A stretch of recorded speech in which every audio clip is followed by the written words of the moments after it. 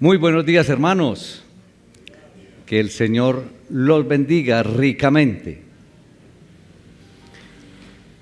En la vida cristiana hay momentos de oración profunda, hay momentos de un clamor profundo también al Señor, pero esos momentos a veces vienen seguidos de una sensación como que Dios está dormido, como que Dios está lejos, como que Dios no me escucha. No sé si le habrá pasado a usted o solamente a mí. ¿Ah? ¿Qué me dicen?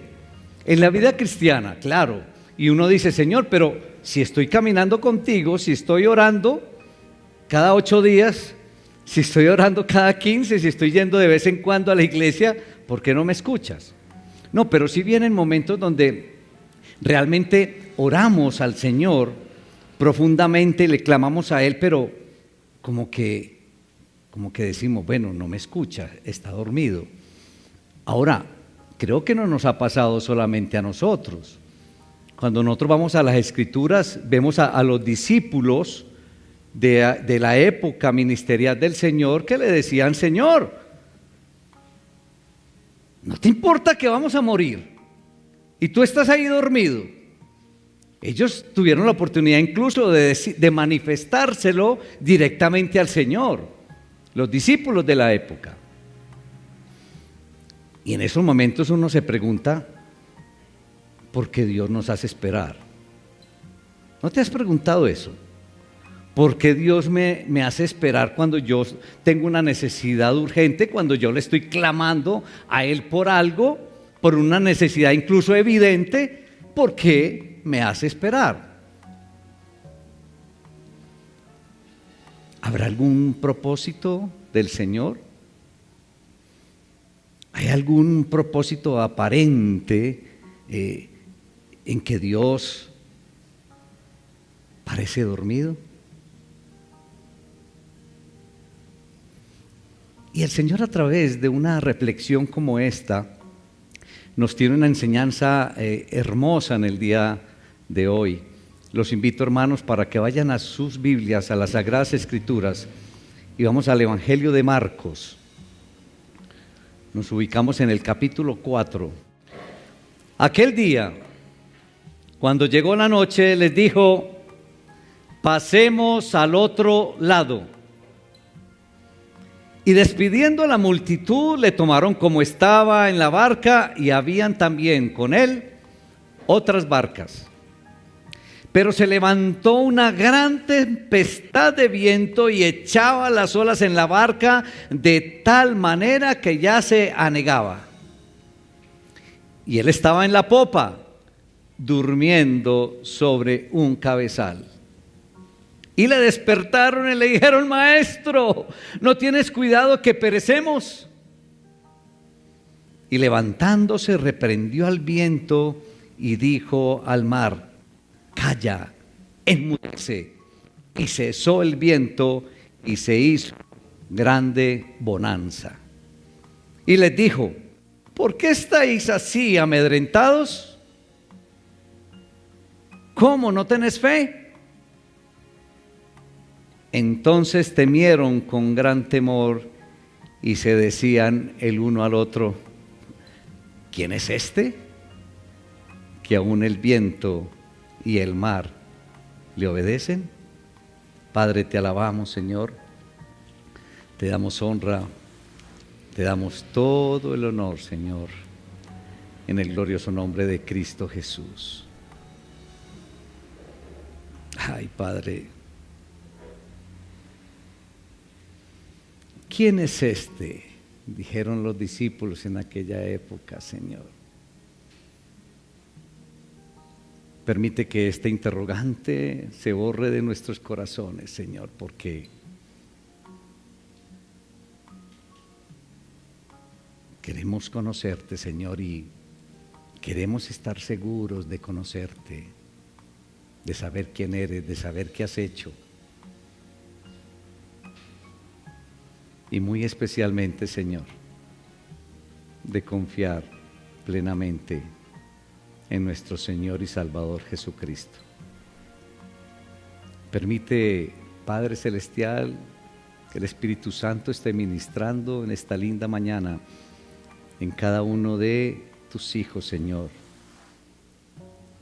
En este tu pueblo aquí reunido, oh Padre Celestial. Toca nuestros corazones, Señor, nuestras mentes y nuestras voluntades, Señor, para recibir tu enseñanza, para entenderla y para aplicarla, Señor, en el glorioso nombre de Cristo Jesús. Amén. Hermanitos, vamos a ver a través de esta porción de la palabra y copiar esta invitación que nos hace el Señor a través de ella, que debemos estar confiados siempre en el Señor. Confiados siempre en el Señor. En este grupo inicial de milagros que encontramos en el Evangelio de Marcos, nos encontramos con un milagro en torno a, digamos, a algo muy especial. Ayúdenme. Este milagro tiene que ver ¿con qué? Con la naturaleza. Esto tiene que ver, este milagro es con la naturaleza. Jesús ya había mostrado unas líneas antes que era el Señor de los demonios. Si ustedes van a unos versículos antes, ya había mostrado que era el Señor de los demonios, pero también había mostrado que era el Señor de las enfermedades. Ahora en esta porción está mostrando que es el Señor de la naturaleza.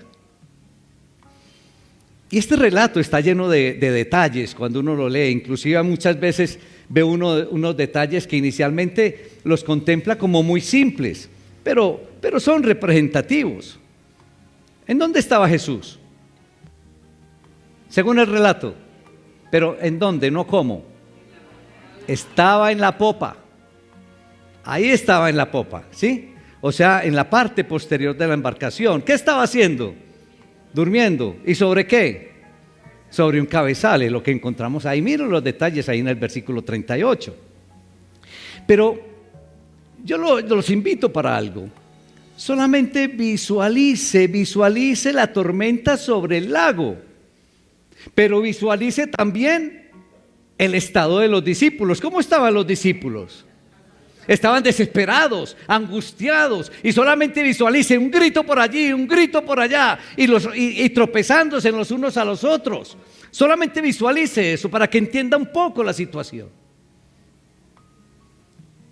Cuando uno visualiza, de pronto se transporta como a esa situación de los discípulos con esa tormenta. Uno de pronto podría como relacionar ese cuadro con el mismo cuadro de pronto de la iglesia en la persecución en Roma. ¿Cómo estaría la iglesia en esa persecución en Roma? Y bueno, no nos vamos tan lejos.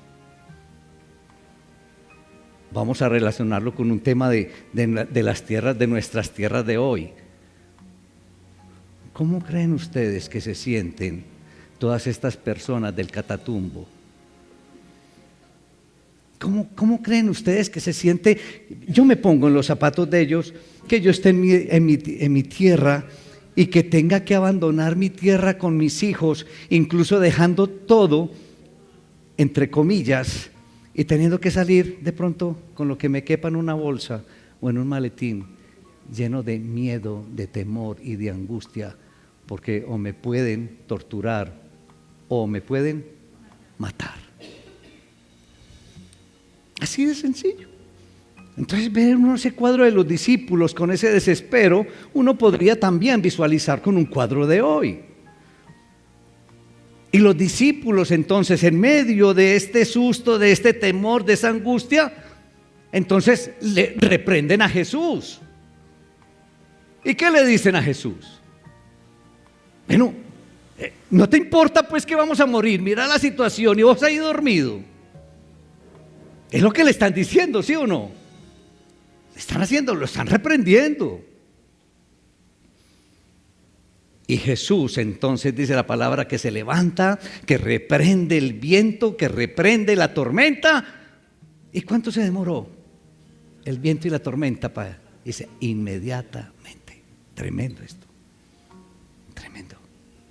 Y dice la palabra, inclusive nos adorna, nos da un detalle bien importante, que se dio entonces después de que el Señor reprende y le dice, enmudece, calla al viento y a la tormenta. ¿Qué fue lo que vino? Con palabras del pasaje. Vino una gran bonanza, o sea, una gran tranquilidad, una gran paz. Ahora, cuando uno ve esto, ninguno más que el creador, que el soberano creador, entonces hubiera podido hacer esto. Cuando uno se remite al Antiguo Testamento, solo Dios era el que causaba las tormentas, pero solamente Dios era el que las calmaba. Uno ve los discípulos ahí que de pronto a medias, no sé si vale la pena aplicar a medias, comprendían la verdad. Lo que sí es cierto y uno puede entender acá es que estaban completamente horrorizados, completamente atemorizados. Eso sí es lo que puede uno afirmar. Ahora, ¿qué lección podría uno sacar inicialmente aquí de esta porción? Y especialmente en la reprensión de Jesús a sus discípulos. Era la falta de confianza en el Señor. Enseguida vamos a ver el tema de la fe. Pero aquí inicialmente la lección principal que puede uno rescatar aquí de la reprensión que le hace Jesús a los discípulos era la falta de confianza en Él. Tenemos que aprender, hermanitos, a confiar completamente en nuestro Salvador. Aunque nuestra obediencia, ojo, entre comillas, nos conduzca hacia las tormentas, sea persecución o no, sea una enfermedad, sea algo económico, tenemos que aprender a confiar completamente en nuestro Salvador. Es la lección principal que podemos extractar de acá. ¿Por qué digo yo que aunque nuestra obediencia nos conduzca a las tormentas? ¿Quién fue el que dijo, pasemos al otro lado? ¿Idea de los discípulos o quién? Jesús. ¿Estaban en obediencia? ¿Sí o no? Ojo pues con esos detalles. Estaban en obediencia.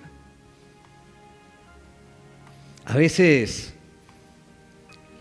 asumimos que las tormentas, a veces asumimos que los problemas, a veces asumimos que las enfermedades son producto de la desobediencia. Aquí podemos ver que esto no siempre es cierto. ¿Es así o no, iglesia? ¿Estaban en obediencia los discípulos o no?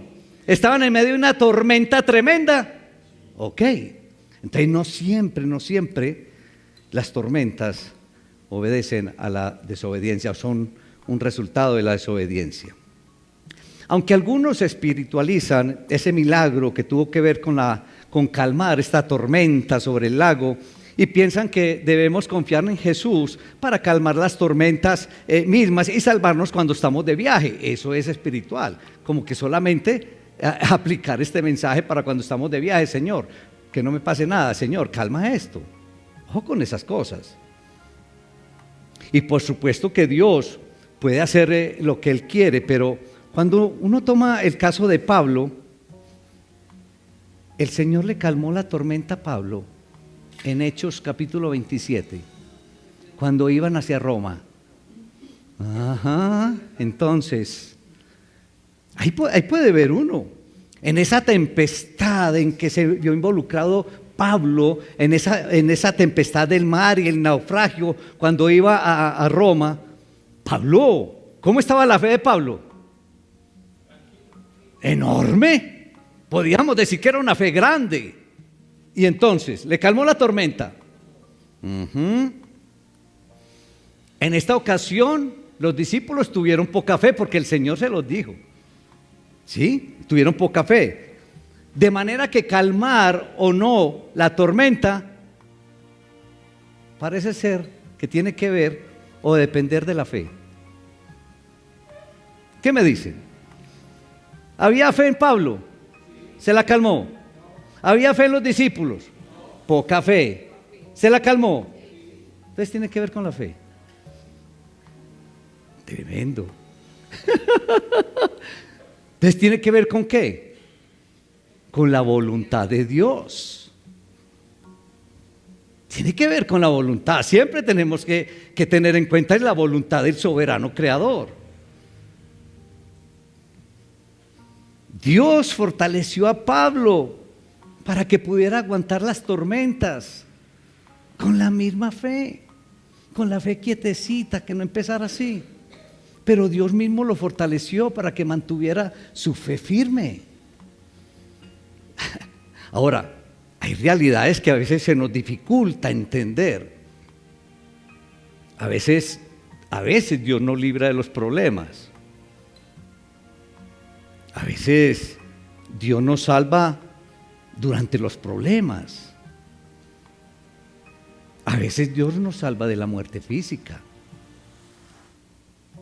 Pero ojo, a veces Dios usa nuestra muerte para glorificar su nombre. Se nos dificulta entender eso. Porque siempre consideramos es que glorificamos a Dios es cuando ¿qué? Cuando el Señor nos hace el milagro, nos saca. Pero mire, no contemplamos que el Señor puede usar nuestra muerte para glorificar su nombre. ¿Entendemos eso? ¿Aceptamos eso?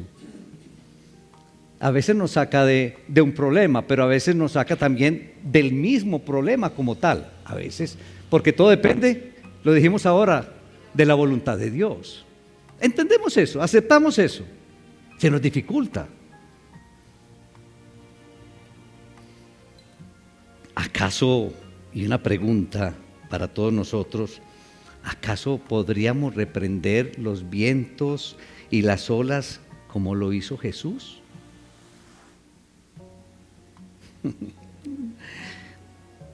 Y según los evangelios, cuando uno se adentra aquí en los evangelios, solo Jesús realizaba milagros en la naturaleza. Milagros que solo Dios los podía hacer. Y no hay sugerencia alguna cuando uno va aquí a los evangelios que Jesús le diera entonces el poder a sus discípulos. Solo Dios puede hacer la obra de Dios. Hay un interrogante que nos debe llamar bastante la atención, casi al final, y era la pregunta que hacían los discípulos. Ayúdenme, ¿cuál pregunta? Y una pregunta bien impactante. ¿Y quién es este? Oigan, ¿quién es este? ¿Ah? Ahora, el tema es que todavía algunos de nosotros podemos estar haciéndonos esa pregunta. ¿Y quién es Jesús? Y puede que no lo hagamos de esa manera.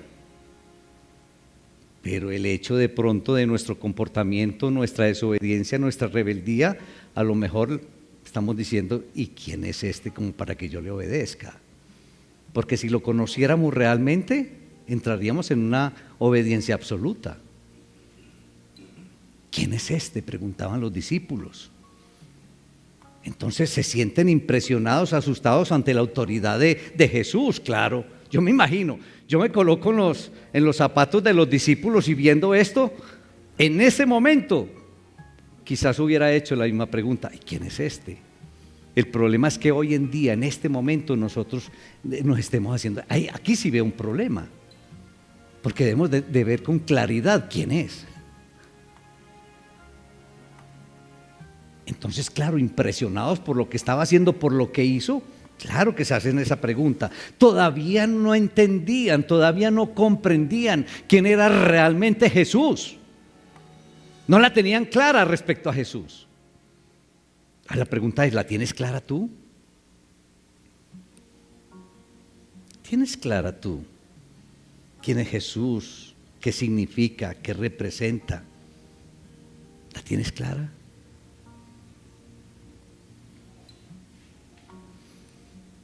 Sin embargo, los discípulos de aquella época no pueden más que sentirse impresionados ante el despliegue del poder ante ellos. Aún el viento y el mar le obedecían a Jesús. Entonces, uno ve en Jesús en ese momento evidenciando la realidad del mensaje que estaba anunciando. Es lo que uno ve aquí en Jesús. Jesús estaba evidenciando entonces que el reino se había acercado. Esa era la evidencia que él estaba presentando y dando a los discípulos. Que esa nueva vida que viene a traer se manifiesta con el poder de lo alto. Incluso que las fuerzas de la naturaleza y del mal se someten a su completa autoridad.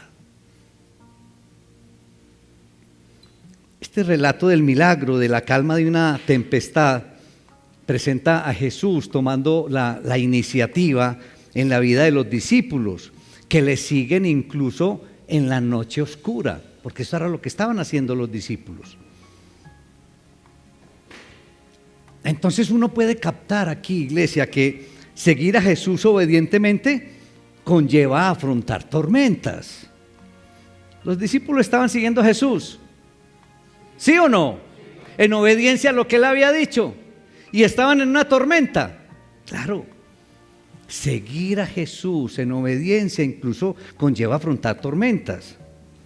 Pero cuando se vive bajo la autoridad y dirección, incluso en la peor tormenta, en una tormenta como la del pasaje, la autoridad de Jesús y el poder de Jesús para salvar se hacen exclusivas de Él. ¿De quién más?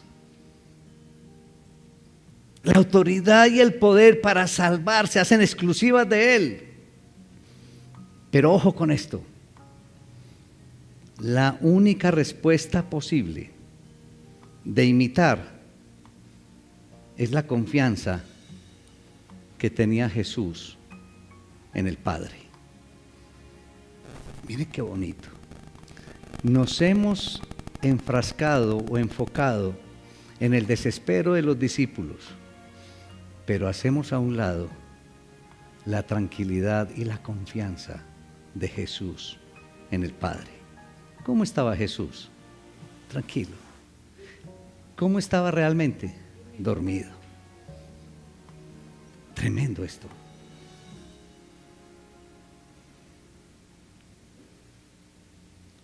La confianza de Jesús en el Padre Celestial es la confianza que debemos imitar en nuestro caminar cristiano. Miren qué bonito. A veces en estos pasajes nos enfocamos en el desespero de los discípulos y todo, pero y sí, en el milagro, algo maravilloso, pero se nos olvida esa confianza plena del Hijo en el Padre, esa confianza plena de Jesús en el Padre, y es lo que debemos imitar. Nosotros debemos imitar la confianza de Jesús en el Padre. ¿O quieren imitar la confianza de los discípulos? ¿Ah? ¿Qué me dicen? Eso es lo que debemos imitar, la confianza de Jesús en el Padre. Pero, ¿cómo entender el desespero de los discípulos? ¿Cómo entender la indignación de los discípulos? ¿Cómo entender? Volvámonos al evento como tal. Una violenta tempestad que arreciaba por todos los lados. Yo no sé si ustedes han tenido oportunidad de ir en una embarcación, en una lancha o algo, y que hayan unos fuertes vientos. Yo no sé cuántos hemos tenido esa oportunidad y de sentir el pánico, el miedo. Yo lo sentí una vez con nuestra niña de meses. ¿Te acuerdas, negrita? Íbamos en una lancha y eso estaba, y nosotros con Paula Andrea aquí de brazos. Yo sentí pánico, porque cuando uno está en el medio del mar, que mira para un lado y que ve, y mira para el frente y que ve, y mira para el lado izquierdo y que ve, por Dios, eso es. Entonces cuando uno se mete aquí en este evento y ve esa tormenta que arreciaba por los lados, que el viento aullaba, que el viento entra en esos oídos y uno se desespera, que las olas castigaban ferozmente ese bote en que iban. Solamente imagínense en eso. Los discípulos entonces empapados de agua y empapados de la espuma del mar. Y el agua que se metía insistentemente en el bote y ya a punto de hundirlo. Dice la palabra que se anegaba, que estaba a punto de anegarse. Imaginen todo eso. Y que luchaban desesperadamente para no hundirse.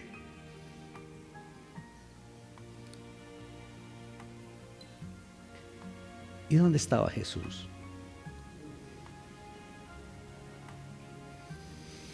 Estaba en la popa durmiendo.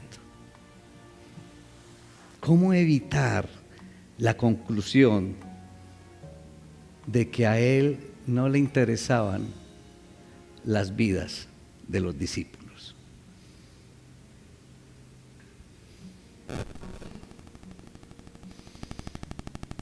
¿Por qué dormía Jesús?, se pregunta. ¿Por qué? Lo primero que podemos decir, a lo mejor estaba muy cansado, porque ¿qué había hecho todo el día? Predicar, había hecho todo el día enseñar. Entonces, claro, él era humano, 100% humano. Entonces, lo primero que uno podría decir, bueno, estaba descansando porque estaba muy agotado, porque estaba enseñando, había enseñado a las multitudes todo el día. Sin embargo, esa aparente despreocupación, de Jesús, tiene otro origen. ¿Quién había dado las instrucciones de ir al otro lado? Bueno, Jesús. Eso que nos quede bien claro. Pero podemos decir con toda confianza que estas instrucciones no habían salido por iniciativa propia de Jesús. ¿De quién se les ocurre que venía la instrucción de ir al otro lado, de pasar al otro lado? ¿De quién se les ocurre? ¿Ah? ¿Por qué lo dices? Bueno, no te lo dijo ni carne ni sangre, claro. Eso no había sido por iniciativa de él, sino del Padre Celestial. Y ustedes me dirán, pero si no lo dice el texto, pero vamos a otros textos que nos apoyan esto. Si uno va a Juan capítulo 5, versículo 30, en el Evangelio de Juan, capítulo 5, versículo 30, el mismo Jesús dice, no puedo yo hacer nada por mí mismo. Tremendo esto. Y en el mismo Evangelio de Juan capítulo 6, versículo 38, Jesús dice, he descendido del cielo no para hacer mi voluntad, sino la voluntad de Él que me envió. Tremendo esto. Entonces no estaríamos equivocados, no estaríamos errados entonces en afirmar que las órdenes de cruzar el mar las recibió ¿de quién? Del Padre. Es en este detalle que podemos encontrar la razón de la postura de Jesús en medio de la tormenta. El Hijo de Dios no estaba preocupado porque sabía que el Padre se encargaría de hacerlos llegar al otro lado. Después de todo, la idea de cruzar al otro lado había salido ¿de quién? Del Padre. Tremendo esto. Miren que ahorita estamos hablando de la confianza plena de Jesús en el Padre. Ahí. Entonces había una aparente despreocupación de Jesús, pero no era una despreocupación, era una confianza plena en el Padre. Es lo que podemos decir. Y lo dijimos ahora, y es lo que debemos imitar de Jesús, la confianza de Jesús en el Padre, y nosotros la confianza de nosotros en Jesús. Entonces esa aparente despreocupación era porque tenía una profunda convicción de que había uno mayor que él, que velaba por su bienestar, y ese era el Padre Celestial. El Dios Padre había mandado que pasaran al otro lado.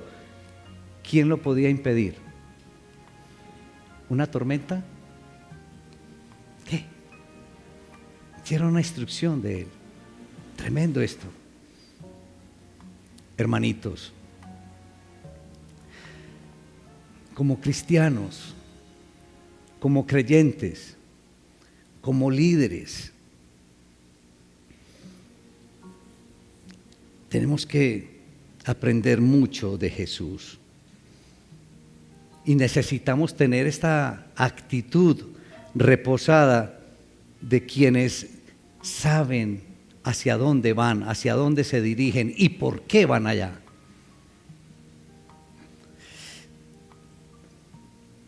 Yo me preguntaba, y quiero compartir con ustedes este interrogante: ¿no sería maravilloso que ese contraste que encontramos entre Jesús y los discípulos fuera el que existe en la iglesia de hoy y la atribulada sociedad de hoy?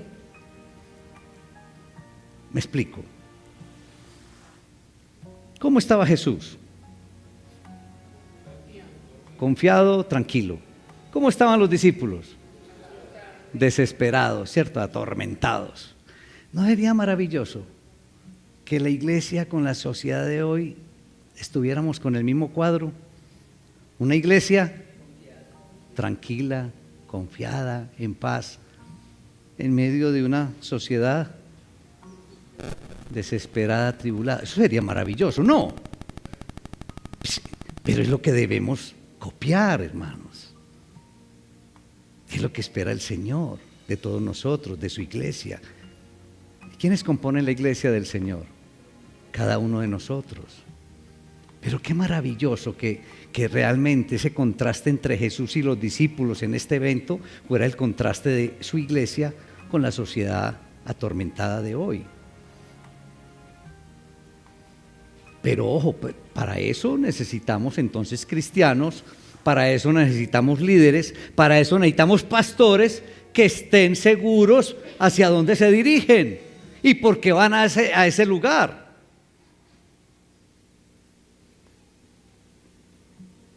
Cuando uno recuerda a Moisés, recuerdan cuando el pueblo llegó al frente del Mar Rojo y fue presa, ¿cómo se puso el pueblo? Asustados, se llenaron de pánico. Se llenaron de pánico.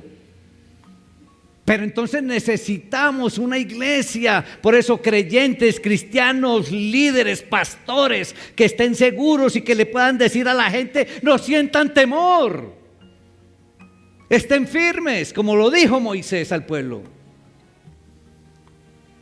No estén temerosos, vean la salvación que el Señor les dará hoy, les dijo Moisés. Porque los egipcios que habéis visto hoy no los volverán a ver. El Señor va a pelear por ustedes, les dijo Moisés, y ustedes estarán tranquilos.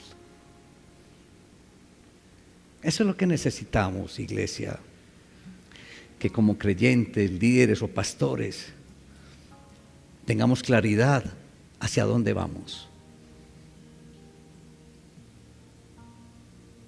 En la porción de hoy iban hacia el otro lado. ¿Hacia dónde vas tú? Tienes que tener claridad hacia dónde vas y por qué. Y si el Señor te lo está pidiendo, ¿qué estás haciendo? ¿El Señor será que estás haciendo lo que el Señor te pide que hagas?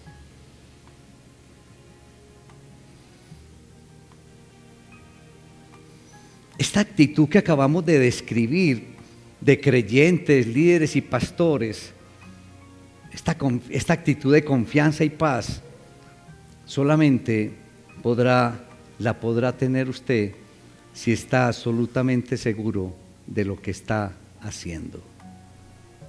¿Estás seguro completamente de lo que estás haciendo en tu vida cristiana? Y la única manera de estar seguro de lo que se está haciendo es buscando la voluntad de aquel a quien se sigue y se sirve. ¿Estás haciendo la voluntad de nuestro Señor y Salvador Jesucristo? Es la única manera. Convénzase, hermanito y hermanita, que si usted está caminando en las obras que Él preparó de antemano para que usted anduviese en ellas, entonces no hay tormenta que pueda pararlo. Avance tranquilo, Dios tiene el control.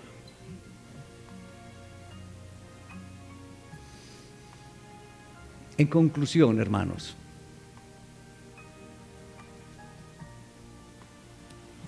usted y yo, hermano, como creyente, no estamos exentos de sufrir. Convénzase de eso. Lastimosamente, hermanitos, uno encuentra algunos hermanos que le reclaman al Señor por el hecho de caminar con Él y estar pasando por algunos inconvenientes, pero el hecho de caminar con el Señor no nos exime entonces de sufrir. Es más, seguir a Jesús es seguir el mismo camino de la cruz. Es una realidad que debemos aceptar. Pero podemos estar seguros de que a pesar del dolor, tenemos a un Salvador que está vivo, a un Salvador que tiene poder, a un Salvador que tiene la autoridad, a un Salvador que quiere lo mejor para todos nosotros. De eso tenemos que estar convencidos. Y también debemos tener bien claro, hermanos, que aunque a veces para nuestro bien, ojo, Él detenga la respuesta ante un clamor, ante una petición de nosotros, aunque a veces se demore y nos parezca que está dormido,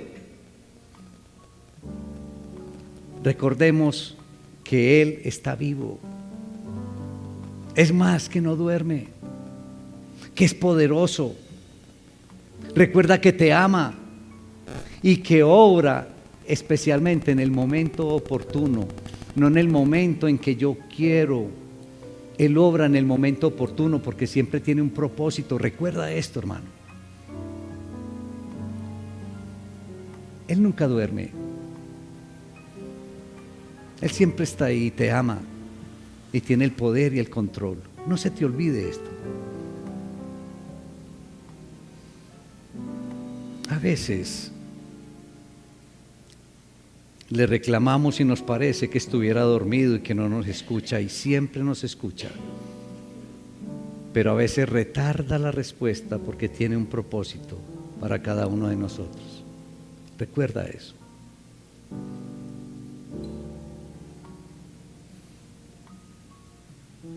¿Hacia dónde te diriges? ¿Qué camino estás tomando? ¿Estás seguro? ¿Estás seguro del camino que has elegido? ¿Estás seguro de lo que estás haciendo? ¿Segura de lo que estás haciendo? ¿Qué evidencias claras, ojo, evidencias claras tienes de que la dirección y las decisiones que has tomado van en la dirección que Dios te ha indicado? Porque si van en la dirección que Dios te ha indicado, como vimos en la porción, Él se encargará de que tú llegues al otro lado. Pero si no estás en la dirección que el Señor te ha indicado, entonces se puede esperar cualquier cosa. Ay, iglesia, es posible. Y muy triste sería que todavía te estés preguntando, como los discípulos de aquel momento, ¿quién es Jesús?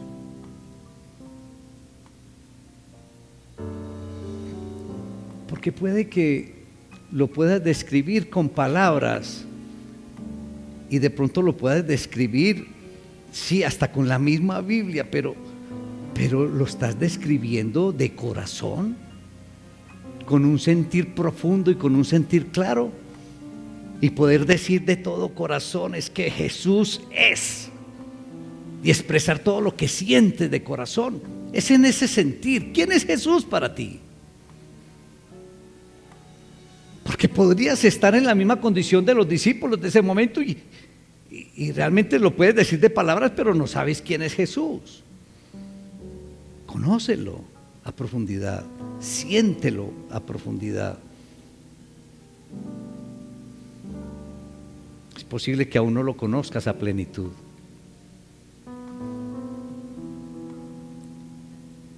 Es posible que aún no confíes en Él.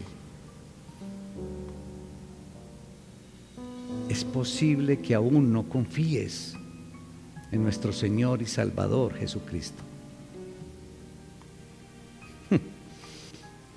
Es posible que no confíes en aquel que dio la vida por ti en la cruz,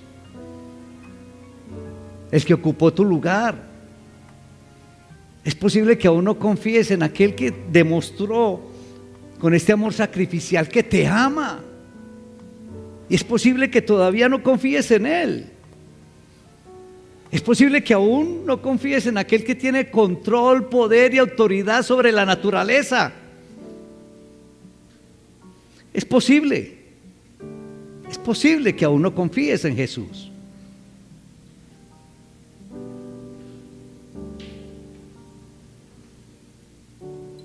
Confía en el Señor. Confía plenamente en el Señor. Confía plenamente en Jesús. Que esa confianza de Jesús en el Padre Celestial sea la confianza que tú tienes en Jesús. Ojalá te llevaras con solo esta enseñanza a través de esta porción, que la confianza de Jesús en su Padre sea la confianza que tú lo tienes a nuestro Señor y Salvador Jesucristo. Hermanitos, que salgamos hoy confiados siempre en el Señor. Padre, te alabamos, te damos toda la honra, Señor, te damos toda la gloria en el poderoso nombre de Cristo Jesús.